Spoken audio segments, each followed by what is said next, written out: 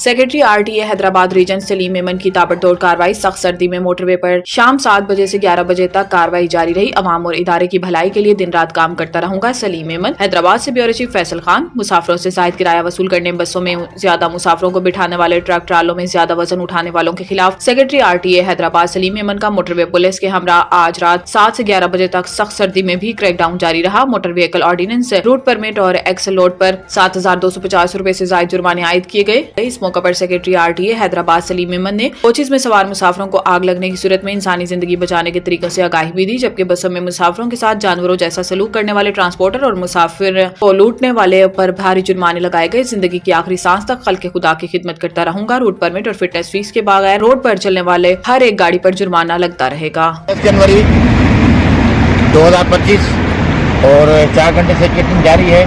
इसमें 54 चालान हुए हैं। किराया नॉर्मल था क्योंकि हम लेट पहुँचे और सर्किट का जुर्माना लगा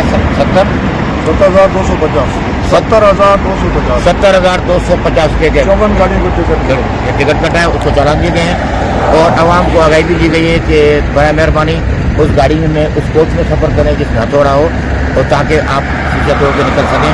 और किसी एमरजेंसी की सूरत में एमरजेंसी गेट भी उनको बताया किस तरह खुलता है और मज़ीद अब ये कार्रवाई ख़त्म हो रही है। इंशाल्लाह कल मैं मौजूद हो गया आपके साथ।